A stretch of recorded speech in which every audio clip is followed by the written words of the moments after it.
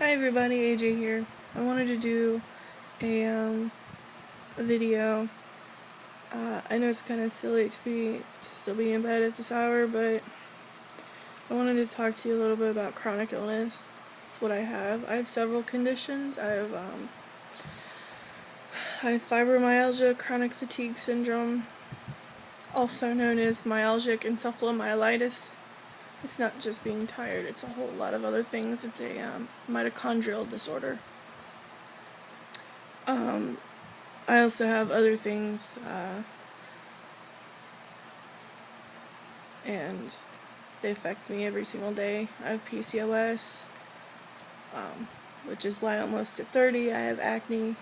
I have a skin picking disorder, which is why my face is all scarred up. It's just, the list goes on. I wanted to talk to you today because a lot of people have the misconception that people who have chronic illness are lazy. And the key word in chronic illness is chronic. It means constant and ongoing. And when someone has a chronic illness, there usually is no cure. People can go into remission, but it's rare. And it's even more rare when someone has several conditions piled on top of each other. My chronic fatigue syndrome actually caused me to have fibromyalgia, PCOS, which is polycystic ovarian syndrome, and restless leg syndrome also go hand in hand for me because my RLS was triggered by low iron.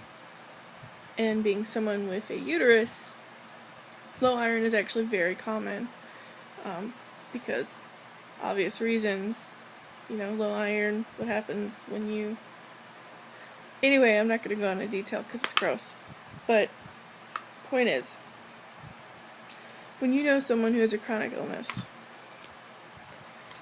and they have a day where they're active, they feel good, or they're in a really good mood, count those days lucky, because sometimes those are the only days they get. Those are the only days they get to thoroughly bathe themselves, or dust the house, or sweep the floor, do the dishes, or even spend a few hours pre-cooking some meals for themselves, because the rest of the week they're not going to be able to get out of bed, they're not going to be able to make plans, they're not going to be able to take care of the house, they're going to have help doing everything for themselves.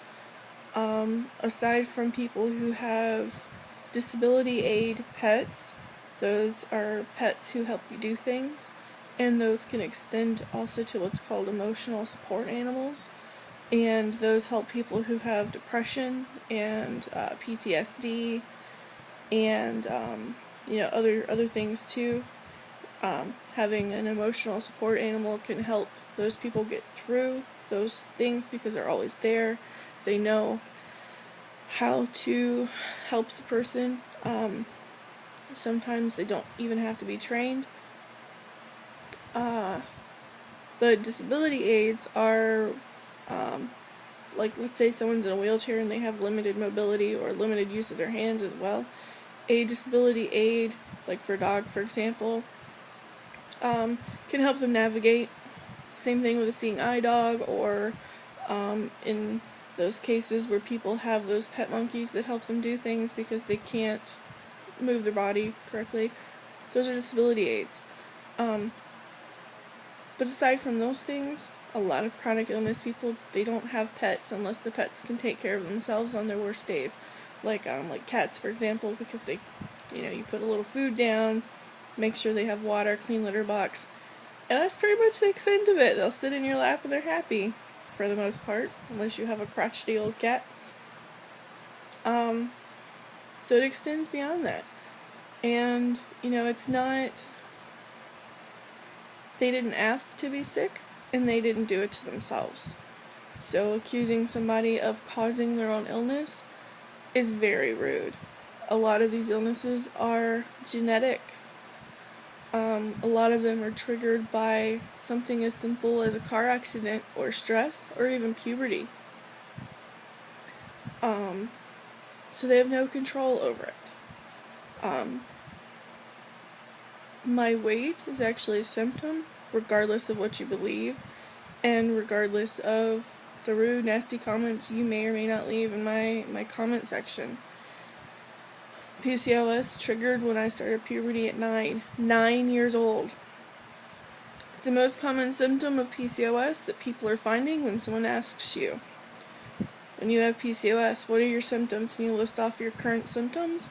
They'll ask you, you can look it up online and things like that. A lot of people have discovered that one of the most common factors of PCOS is starting puberty before you're 10.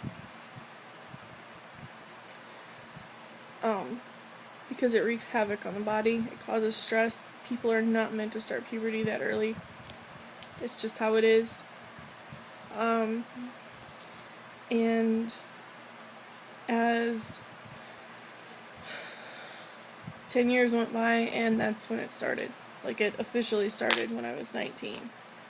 My symptoms started, I was eating healthy, I was walking every day, and I started gaining weight, and my cycle started screwing up, and I didn't know why.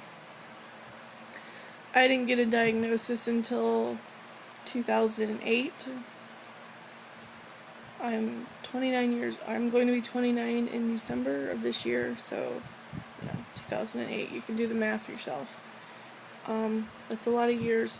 The reason why I got a diagnosis is because I ended up in the ER because I almost died from bleeding to death. I almost bled to death from something that most people with a uterus get every month. And mine almost killed me. So, and I've been fighting ever since. I've had myalgic encephalomyelitis, also known as chronic fatigue syndrome. I've had those symptoms since I was very young.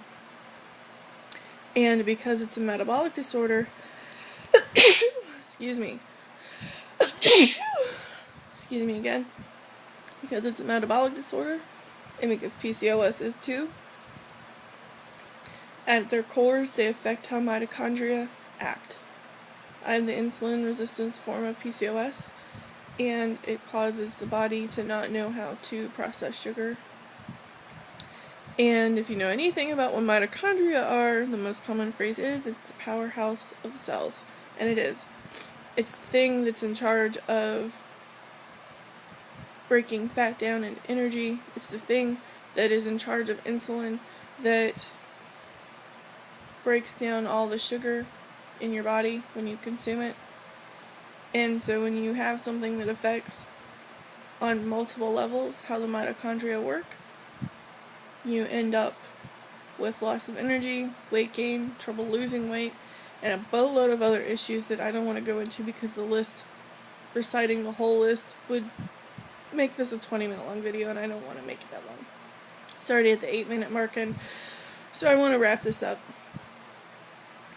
My point is when you know someone who has a chronic illness, don't be rude to them. Don't accuse them of causing their own illness. Don't accuse them of being a shitty friend. They're not being a jerk on purpose. Rescheduling plans they've made. They may have a flare-up and can't leave the bed. Rubbing that into their face, well, you've canceled another plan on me. Well, then go visit them. Help them in their house. See if they need something. It's hard. As hard as it is for you to be a friend of someone who has a chronic illness, imagine how hard it is to be the person with the chronic illness. Be a little more forgiving. Be a little more understanding. That's all we need. We may need a little extra help. That doesn't make us shitty people. It certainly doesn't make us lazy either.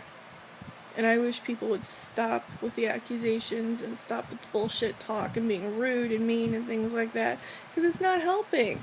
It doesn't help someone to heal faster. It makes them worse. When you're depressed and when you're stressed and when you're upset and you're in a constant state of emotional turmoil, it makes chronic illness worse. And being a shitty person because you feel slighted because someone is sick is screwed up. And it needs to stop. You need to stop and reevaluate what you're doing. Okay? Be a good person. Be understanding. Be loving. Be kind. Be gentle. Be generous. And most of all, listen and don't talk over someone when they're trying to explain to you what's going on in their life. I mean, relating to is different, and sometimes it's hard to get through what you want to say to relate to someone instead of making it sound like it's all about you. But, I mean, it helps to have someone to relate to, and at least it helps to have someone to listen to. So, yeah, that's my mini rant. That's my little explanation. If anybody sees this and are a little more curious about what's going on, I'll edit this when I get on my computer, and I'll add some links. I'm going to anyway. I'm going to add some links of information about what each of my illnesses are and how they affect, that sort of thing. I had a very rough night. Didn't fall asleep until 7 a.m. because of it's a term that most chronic illness sufferers have coined. It's called pain insomnia. It kept me up until 7, and I had very restless sleep.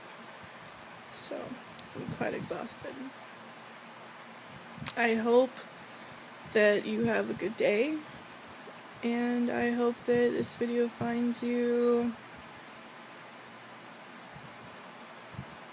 in a state of learning so that you can better understand maybe just a little bit more of what's going on with people. And it may shed light on some of the people around you. You don't understand what they're doing or why they do the things they do. This may be why they may be ill, and they may be the only way they know how to cope. So maybe it'll help you be more understanding in the long run. I hope you have a good day, have a good week, good month, and I hope that any pain you suffer lessens for the day, at least. Have a good day.